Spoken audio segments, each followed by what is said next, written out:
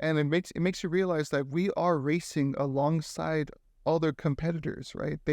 No matter what, other people are also doing cold calls. They're also putting things in front of the person that you're hoping to race toward, right? And before you know it, like it's Yep. it's all about how do we organize the process that way we continue to take this marathon toward the person we want to work with. I seriously love the idea that every solution creates a new Yeah. problem.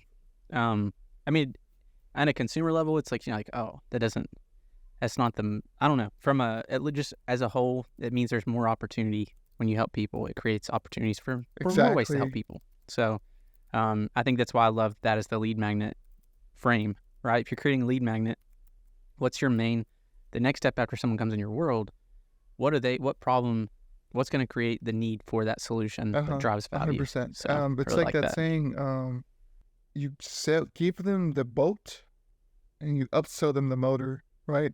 If you show them the old manual way of getting the job done, right? The old, just laborious way that takes 10, 12 hours to complete. And then after you show them the process, they still walked away with the solution in their mind. Like, that's how I would handle this scenario. And then as they continue to take the next steps, they can say, oh, do you want to have this motor? This will save you 12 hours in this process alone. So yeah, 100% that it drives the need by giving them a piece of the full picture. Yes. What do you agree with the saying that people they pay with what they value most? I've Time, heard that money. several times. I've heard Steve Larson says, as we start to grow in revenue, we tend to spend our money around the areas that we believe who we are, right? So if I'm a Dodgers fan, I'm going to put some money in buying season tickets because I have the money to do so, so it tends to happen. They would, if it adds to the character, the identity that we speak to, right? If it helps them take one step further to become the identity that they want to be in, I think that's what they do. Look at me. I've done that a lot of times. I've bought courses just to know that I'm making emotional steps, right? But I don't really take action on that. I bought courses and it's just sitting there for $1,000 sometimes, and it just sits there. We learn nothing, yeah. But at least it touched that trigger point. Like, I'm willing to spend the money around the areas I believe that makes me feel better about me. You know what I mean? So Yes. I'm not a firm believer of you learn nothing. I think you hear extremes like that, but you can still broaden your mental map and understanding of something, but you haven't yet fully applied it, right? It's not net zero or net negative if you don't go and build something or make some money off of it. I don't know. So I'm learning to push back on things a little bit more. You know what I mean? It's easy for me to fall into, they're way ahead of me, so that must be right. But I'm learning to question things more, and I think that's super important I think in that's all areas of life. 1,000% important because if you look at the story of Russell Brunson's story, right? He has this example of when he started teaching other people how to wrestle, right? And he would sit there showing them the move, right? And they would try to replicate the move, and they always get themselves pinned. They put themselves in a bad situation, right? And he realized, hey, you actually missed a step. You would have to adjust your leg in this angle in order to drive in more power. So it's a matter of it's okay, getting the job done, but also asking yourself, why was that successful, right? Why did that work? Because imagine you've done something and you've earned $1 million, and you're like, how did it work? And it's gonna be so hard to get that $1 million again. So asking the right questions helped you find the answers that you're looking for to succeed, and now you can replicate, right, and share. Yes, bro. Have you ever noticed we ask why things happen to us or why other people do things, but we don't ask why we're doing it? That's 100% true. Like, it's funny. We just do, and we're like, well, Yeah, why like, am I doing this? We like, and we even squish kids from saying why, right? It's just keep that. It's a really good It's point. really important, or else you're just gonna start. That's a really good point. You start drowning, and you're like, wait, No, why that's was so I doing true. this? It's like when you give an example to someone else, you probably had, or you try to give someone else advice, and you can have the perfect advice for them. I would do this, then do that, then do that. Oh, I see what you're doing there. You messed up. Do this instead. But then when you look at yourself, I'm sure everyone experiences. They try to apply it to themselves, and they say, they're just so close to it that they can't see the full picture, right? So 100% why is needed, right? It helps you figure out who you are and where you're at in your journey, so that way you can make a tactical move to where you need to go. Absolutely. Absolutely. I was talking to a client today, a new client, and we're just establishing like, hey, let's start with the why. Make sure before we just start jumping into tactics, let's start with the why. Let's establish a common ground here of why we're doing this, what it is we're doing, and then we'll get into the how. And we put together a visual. I shared that with you today for our race framework. I would love to just deep dive into that framework, give people an actual boat that they could start.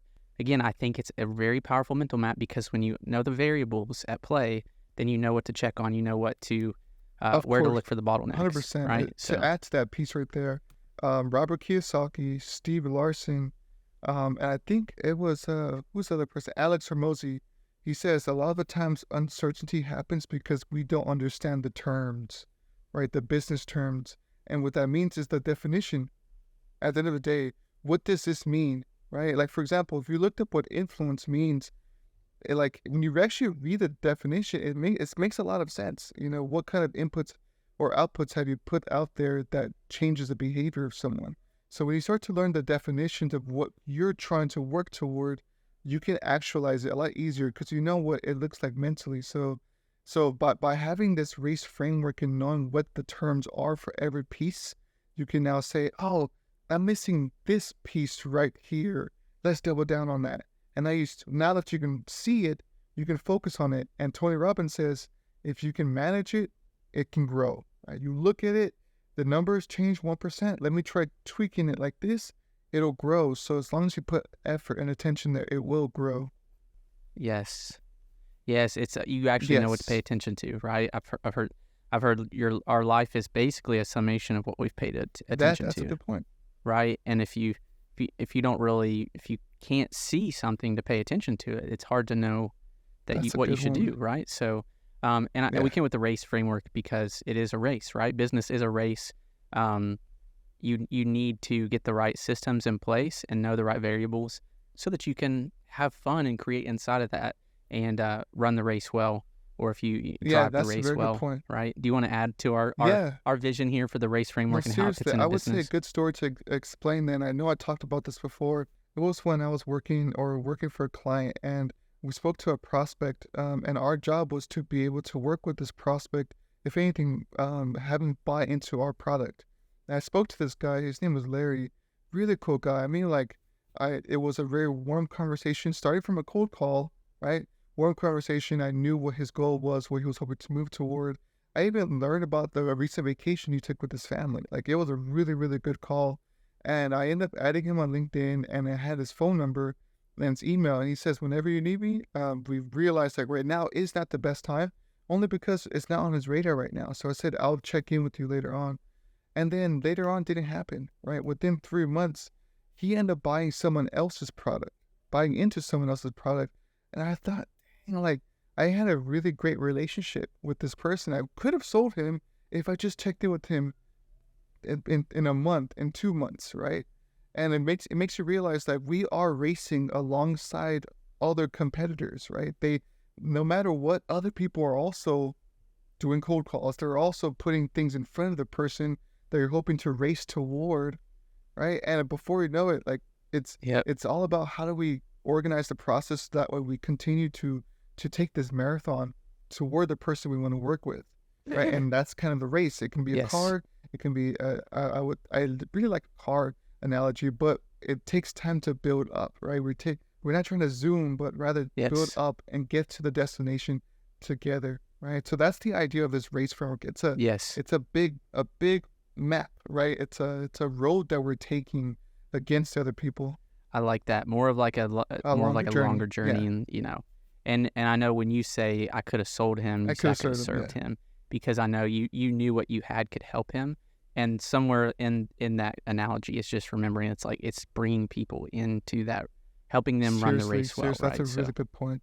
Just embrace the cliche of serving, right? It's not a cliche unless you make it so. So we just want to keep that top of mind. Think about it like this, to even add to that race analogy, no matter what people every prospect has a big battle that they're working against in their life, whether it's weight loss, whether it's trying to make money, right? Whether it's trying to fix their relationship with their spouse, right? There's an ideal world. And if you, in reality, this race idea of racing toward the person to be able to interact with them and have them come into our car as well. Get in our car, interact with this, right? By the way, here's a sandwich. I hope you like it, right? And now we're building this relationship and I'm taking you to where you need to go, right? Of course, you're going to go back to your home and I'm going to go back to mine. But along the way, we're taking these steps on a long-term basis because I want to see you succeed. You succeed, I succeed, everyone wins. So this race idea, it's like, it's a long road we're taking, right? And this is supposed to capture that feeling. At the end of the day, it's a feeling. And we're trying to get to the person to give them a feeling so they can go move toward a better feeling that they want at the end of the day. Absolutely. Yeah. I love the destination mindset. Like in that regard, a plane could be even better. Because ultimately you're bringing people onto that plane you're selling the destination that the plane's taking them to, not just a plane ride. But you want the plane ride, you want the vehicle to get them there to be exceptional to where they want to keep going back to your plane, right? Because they know you'll get them there in a really enjoyable way. So I could go deeper dive into the plane analogy and the engines being the marketing and sales of your business and yada yada, and the wings being the products and services. But I digress. Do you want to jump into it? You want to let's pull up a visual and just dialogue around it. Because I really had some time thinking about it, and as I'm starting to see this, vision over and over and over. It's making a lot more sense, and now it got to the point where I can't unsee it. And I even ran this by my wife, right? And I always love putting it in front of someone that they don't know my vision, because it helps me see how can I reverse engineer what I say for you to consume it properly, right? So I love that this visual is going to help us bring it home. And more importantly, share with more people, because if they can take advantage of this, sheesh, man, it's going to make a big difference in their world, right? In the way that they interact with other people, in the way that they conduct this race in their own life. You know what I mean? So if anything, I love it, man. Yeah. So this has been birthed in my brain and sat in my brain for over a year, 2 years. To backtrack a little bit, the first time I saw like a very laid out, this is how the categories of the buyer journey, it started, okay, I'm starting to understand the components here to effective marketing and sales. And then I just kept, you hear this, multiple people say the same thing in different ways, and you're like, okay, I started to see this wheel. I started to see this self-feeding flywheel where sales and marketing are feed off of each other. It's not the common disconnect of a great ad campaign and then the sales message falls flat, right? And people just, they don't have the good bridge. It is this self-feeding flywheel that when you put these 4 pillars, these 4 systems in place for your business, you're going to multiply, like I said here, your time, your revenue, and your impact. Your time being, you're going to be more productive to have more sales conversations, more time to lead your business, to lead your team, because you're not putting out fires, right? And then we all know that effective sales and marketing leads to revenue, right? And ultimately impact, because people are going to get that 5-star plane ride, right? They're going to get the experience because all of this is cohesive, right? So real quickly, let's talk about the top and the bottom here. The top being campaigns, which is the fuel to your marketing. Daniel is a campaign. It just oozes out of him on how to create these campaigns, right? But I put down here that campaigns are comprised of target, offer, message, the right who with the right what, and the right messaging that makes them feel understood, right? Because people buy when they feel understood. And when that feeds into the bottom of the sales process, you can connect with people, qualify them because you're attracting the right people, and you can close them into customers and then continue to serve them. So that's the top and bottom, and then we'll break into the 4 components on how to make that happen. Would love to hear your tidbits on campaigns. No, I and sales agree with that. process, This, if anything, this adds to what we spoke about in the promotions and motions method, right? It really comes down to what's that noise that we're making, right? You look at, in this case, an example that we showed last time, working with collaborative influencers, Dream 100 people. That's the campaigns, right? And really what we're hoping to do is to add some noise that then ultimately push those eyes to our funnels, to our process, so that way they can, if anything, it only means that you get warm connections sent to you all the time.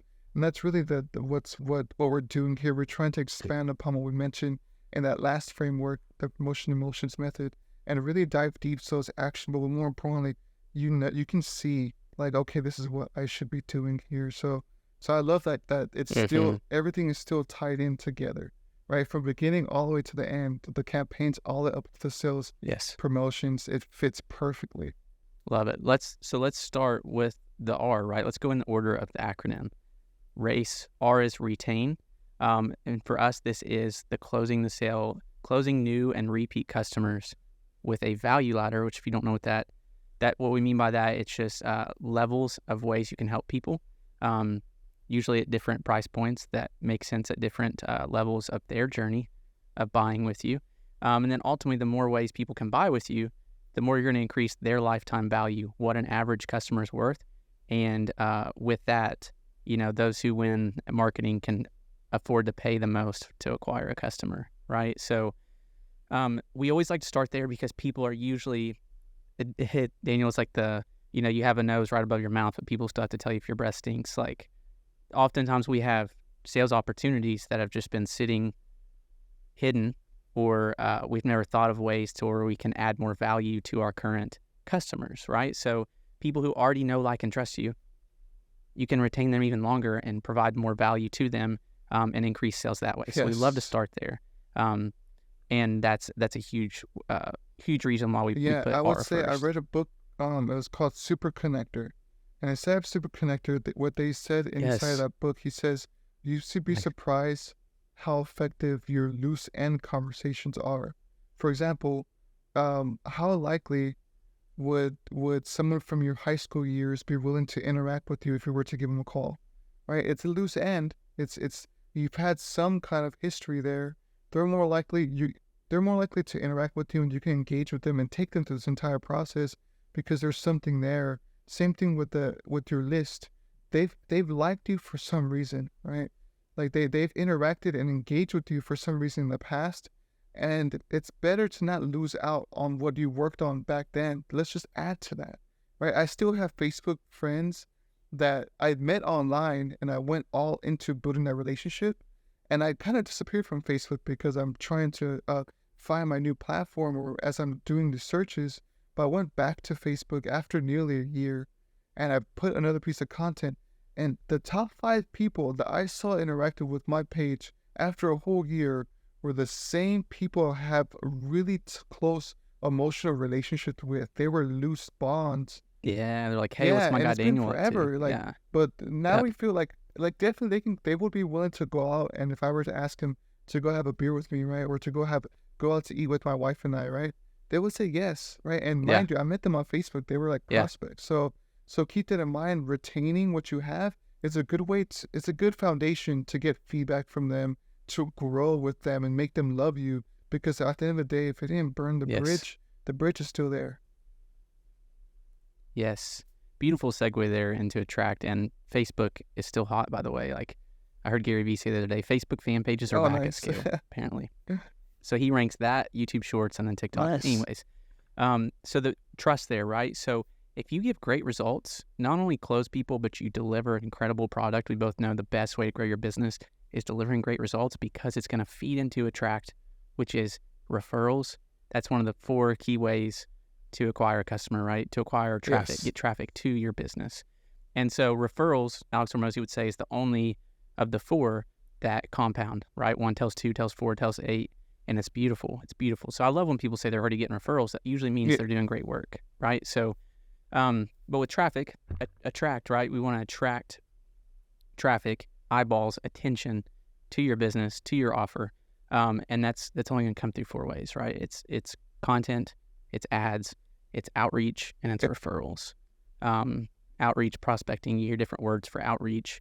But that's the way we've summarized it here. And those are the 4 buckets we're usually asking people around their current activity, and how can we increase the quantity and quality. Sometimes it takes a lot of quantity to lead to quality here, right? Exactly. But jump in there No, on the I traffic agree there, with that Daniel. 100%. Like if you think about it like this, we're tying it back to this race is a track, right? And we're driving toward the person that we want to work with, right? Mind you, sometimes in your mind, there's no true visual persona that we want to work with. So if we take it back to retaining to the warm relationships we have, imagine you're stepping out of your home and you went to your neighbor, one of the loose ends they had a good relationship with, and you start like nurturing the conversation and ask them, hey, who are some other people you think would like what I'm doing right now? Right? That's a warm lead right there. And that's enough for us to get back on the road. With that information, I know who you're Yes. talking about. Now I'm going to drive toward this person's home or maybe where they're at. They can be at the mall for all we know.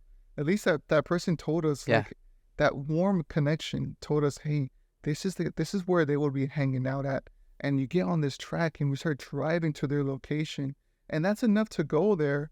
If you were to go there and say, hey, Tony told me to speak to you, that's a lot.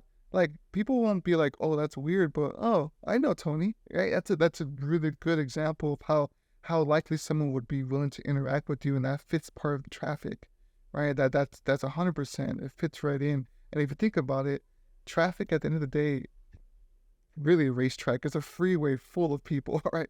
Imagine everyone was driving to make out peak, right? You know that little store everyone says like, oh, there's a mountainside where everyone makes out at. Imagine the kind of traffic would be there, right? You can get out your car and walk up that and still interact with a lot of people along the way, because it's still traffic. It's still people going to a makeout point, right? So it's you gotta at least that helps me see it, like as I'm on the road, there people are congregating somewhere, right? And a lot of times having a warm relationship to help bridge the gap of our conversation, it speeds things up. Of course, you can do cold outreach Yeah. too, but yeah. Yeah. That's where I just in this, to fleshing this out, I really like just outreach in general. I changed it there for us because I think, getting some other people, referrals is getting people to do the other three on your behalf, right? Whether they're sharing on social, they're, or it's an affiliate, and I know it's probably not super common to have ads from those referral relationships. But No, anyways, actually, yes. yeah, it's to me it simplifies having these I see 4 the buckets to ads. If you think think through. about it, like imagine if Tony texted the guy for me, right? I paid him to go out his way to text him. That's an ad, right? So it does, Yeah. or if I had an ad and I found the guy's number and say, hey, I work with Tony and Tony's working on this new project on his car, right? You know what I mean? It's so true. Yeah, I don't just see like digital Facebook Of ads when I course. see advertising. It could be networking, flyer A lot of events, stuff. Yeah. Or if it's a white label product, people will make it their 100%. own and then run ads to 100%. it, right? So a lot of different ways there. Yes. So fantastic there. So, ideally retain, right? You're increasing lifetime value, delivering great results, working on close rate, and then you're driving referrals while also doing efforts on the content front, ads and referrals. But it's not always common. Everybody's doing all 4, right? So real quickly before moving on, I think that the lowest hanging fruit is getting good at the content. Just the discipline of getting the message out there. And we're working on this ourselves, trying to be consistent. Consistency and distribution wins out in attracting people so that you can move on to the next one, which is 100%. capture. 100%. So you put this work in, right? You put the effort in to market. You put the effort in to refine your target offer message and put it out on content. You're investing in ads. People are referring you. How do you make sure you capture the most amount of leads? We would all say we want to maximize the amount of leads we get from that traffic. And for us, this is funnels. This is not just funnels from like a purchase funnel where you hop into an ad and you buy something. But when we say funnels, we're talking about multiple front doors, multiple ways for people to fall into your world. So this can even be a chat widget. It can be a purchase funnel. It can be an appointment funnel. Funnel is kind of a buzzword that, funny enough, it's even just being in the funnel world. I feel like there's a lot of people that don't really explain it, and everybody has different ideas of what it means by a funnel. But right here on the capture, we're talking about the visible ways that people can connect with you. And then they capture into the back end of your system, which is like the CRM side of I things. like that. So, I like that. Let's hear your For thoughts me, on it's the just funnel there real at the quick. end of the day, it's an experience, right?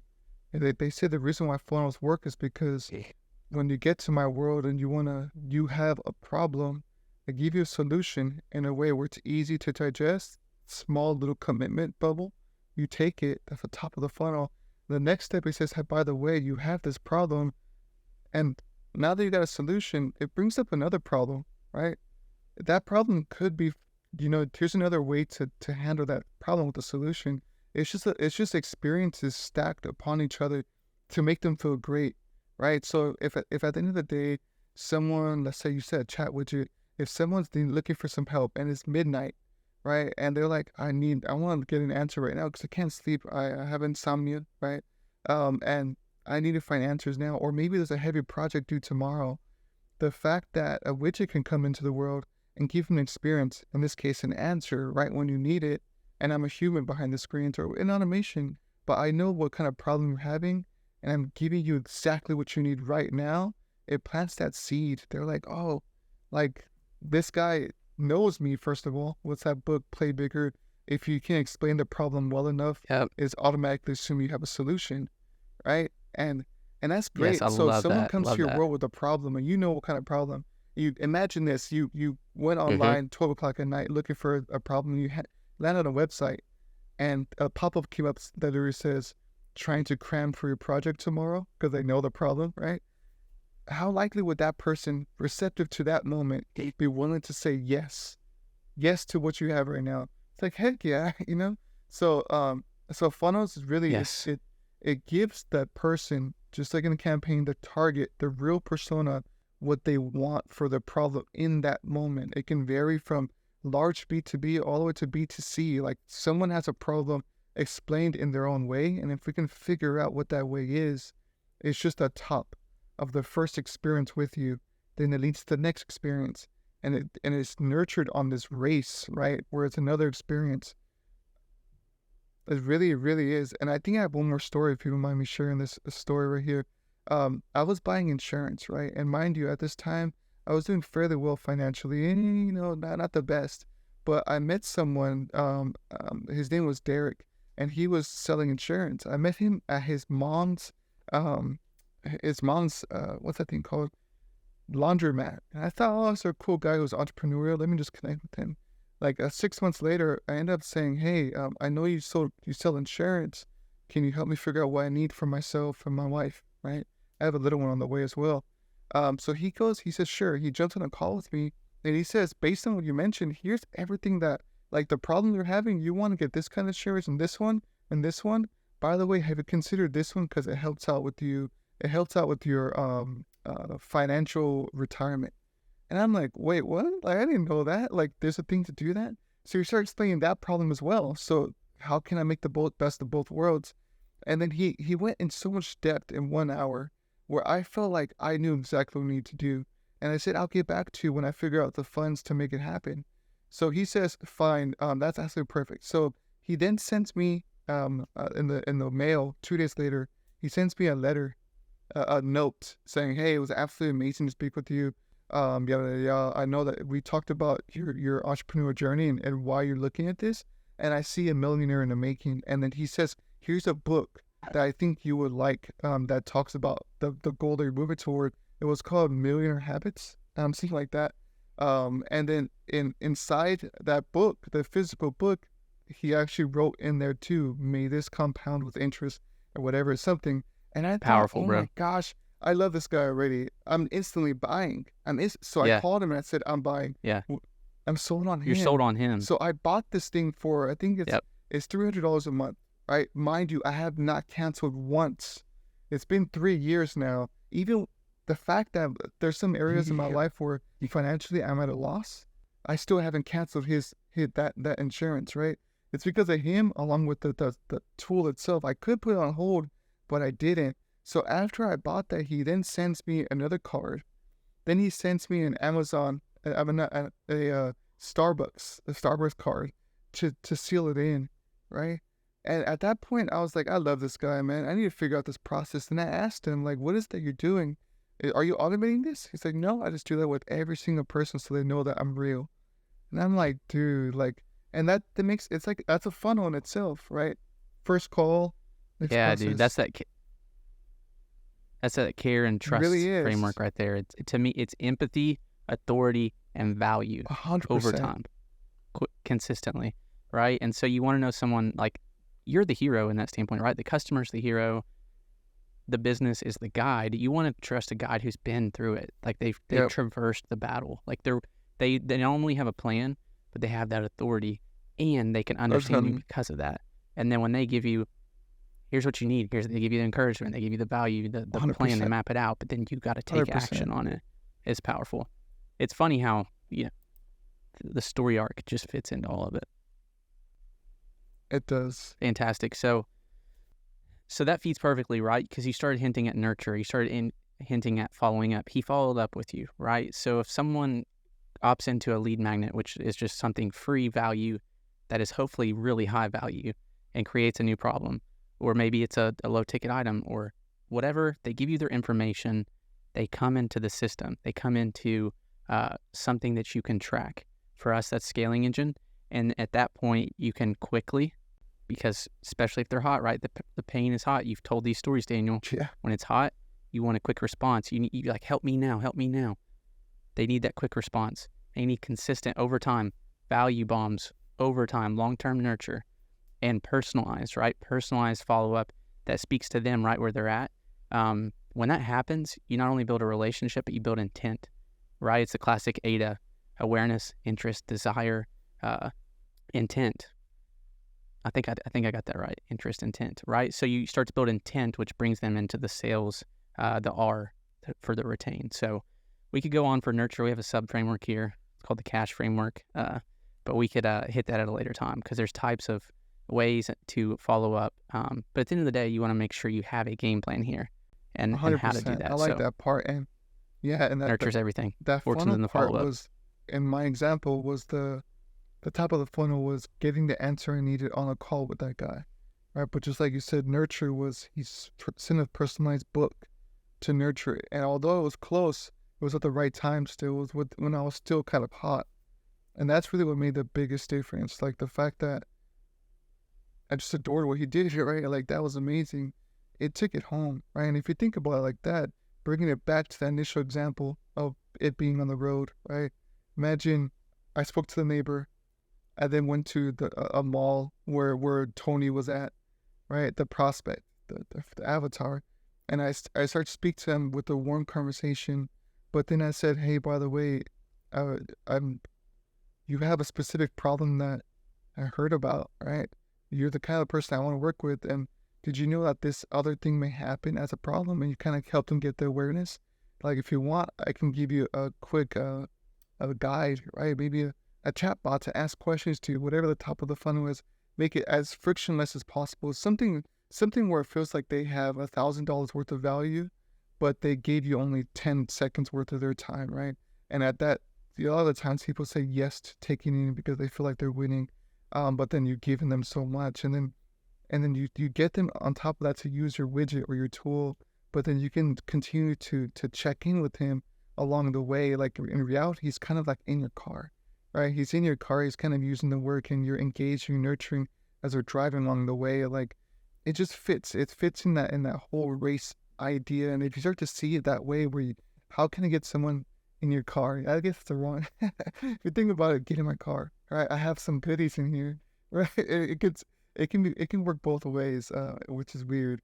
But if you use it the right way, right, you can really nurture and get them to build trust. And at the end of the day, a lot of people use it for the wrong things too. But what we're doing is try to take them to the right place where they want to go. Because if they win, we win, and now we're a better light for everybody. Yes. They can start to make micro or sometimes macro commitments across those bridges, those value bridges that drive trust. So I think to really win here, it's a combo of personalized or automation and personal human touch. So, we're working on leveraging AI here as well and train it on your business, because some people just need an answer quick. They need the right answer and they want to book with you. So what if you had an AI assistant that can book them, check your calendar and book for you, right? So we're playing with those things. We never want to lose 100%. that personal touch. And so cohesively, this, when it's in your business, is an engine that will help you scale your time, revenue, and impact. And that is our goal for helping other entrepreneurs achieve as we race this across this journey ourselves. Seriously, there's a lot more to this, right? There's times where you have to get on the road and race to the place that you want to be, but there's times where you have to sit at home and prepare, kind of pack properly, right? So that this is one of many, but it really, if you start to see in that sense where I'm trying to get to the right person, regardless of the person, it can be someone who's a small Fred or someone who's Tony Robbins, right? How do you race to get in front of his attention? How do you use previous relationships that have some kind of close tie to Tony Robbins, right? How do you use that approach to get in front of him now, so that way it's really targeted to his specific life? Because I'm pretty sure he's running several businesses and has some stress or friction along the way, right? And knowing that this is something tailored to him, how do we then give him an opportunity he can't refuse, which is the top of the funnel, for him to interact with you, right? Russell Brunson done that by saying, hey, let me do this for free.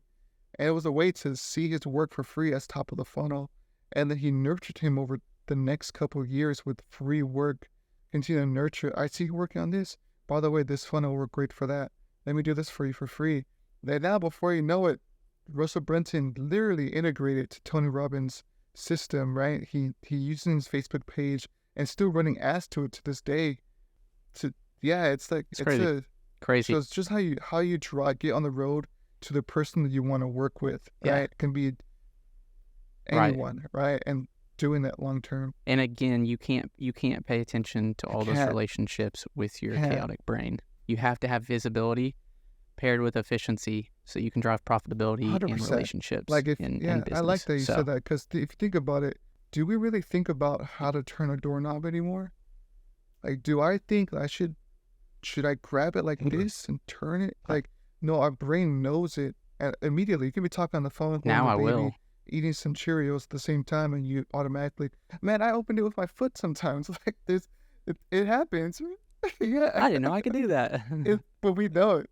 Maybe I am super dad. But that's the idea. Like, if you start to take this in, and we're going to continue to repeat the idea. This is the big idea. How do we race? We're going to continue to repeat it, because if you can get it down without thinking about it, you'll start to actualize this in your life. And that, at that point, where you start to see abundance come back in your way, think about it. Cold leads, no problem. They're going to be responding back to you, right? Warm referrals, no problem. They're going to be willing to engage with you because you have something to show, right? A launch for a new product, no problem. You have these relationships that are willing to go loud for you, right? This is everything, right? So, yes, and it makes me, it reminds me that every gap here between each of these is a chance for people to fall off, right? So people will think, I just got to double down on marketing. I'll spend more on ads, but they don't have a good capture. They don't have a good engage. Maybe they have the capture, but if that nurtures off, then, people they're not going to get that return that they're looking for on their marketing investment. So, great way to find bottlenecks, great way to find those holes in the leaky bucket so you can plug those and 100%. Fill it up. I agree with you. Well, great stuff here, man. I'm excited to if anything, help them take something away from this. Right? What's one example we can give to someone to walk away with right now? Let's narrow it down. An example let's some narrow tactics. it down to one persona. That way, if whoever's listening to it in this persona, do you have a persona in mind? Let's go digital entrepreneur, service-based, that has a high-ticket offer, like a coach or a consultant. So let's say agency, because I'm familiar with that. Agency, high-ticket space, I'm assuming $5,000 and above, right? How would that person use this tool? Well, I think they would first sit back, take a look back, zoom out of their business, and go through each one of these, right? This is an audit tool. This is an audit tool as well. So let's work our way from R to A to C to E. Do we have a retention problem? Because or do we even have high churn? Like, why are we churning? Like, why can't we retain customers? So many people I talk to don't even know their LTV, right? So if you don't know your LTV, how do you know how much you can invest to acquire a customer, right? So go through each one of these, and then I think working our way around on the attract, I really like Alex Hormozi's rule of 100.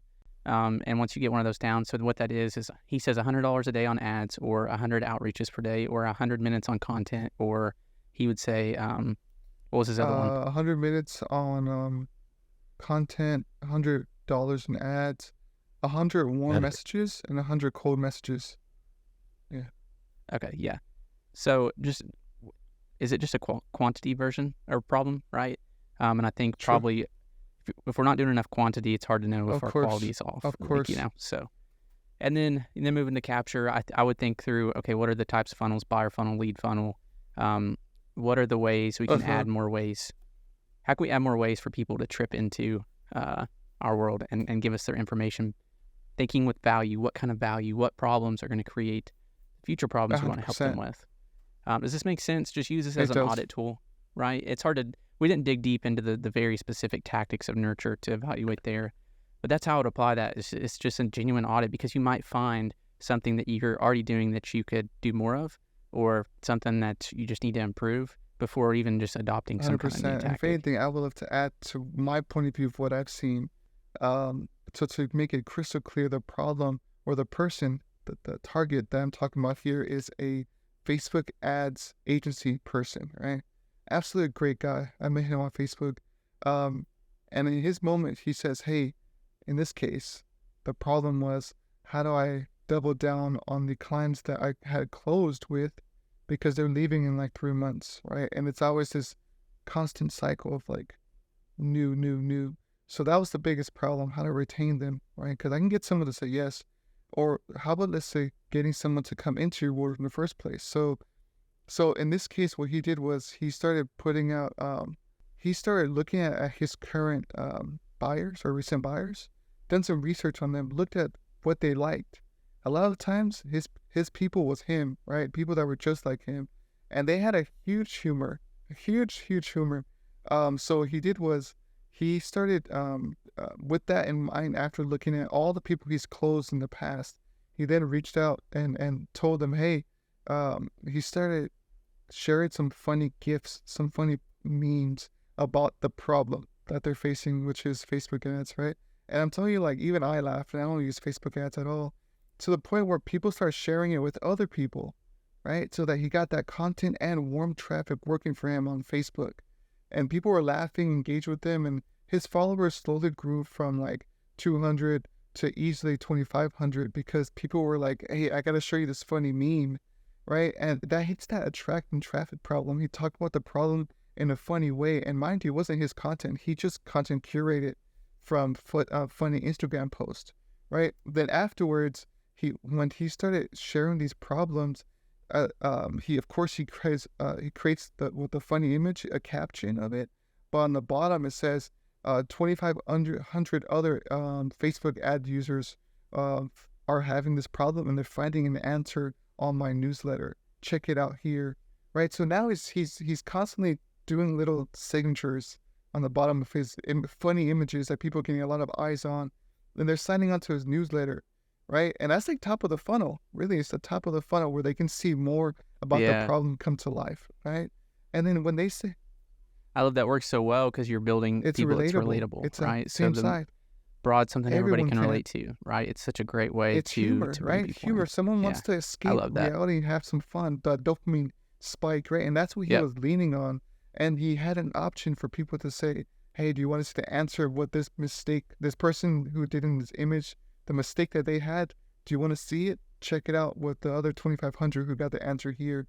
And they go in, they start to see all these topics about the funny thing he talked about in his meme, and then he starts to nurture it, right? Like, he sends them more resources, he sends them more answers, he sends them templates, and it starts all over again back at retaining. Now he has his fresh new blood, and now he's giving them what they want, right? He's really giving them what they want with content, feeding those ideas, right?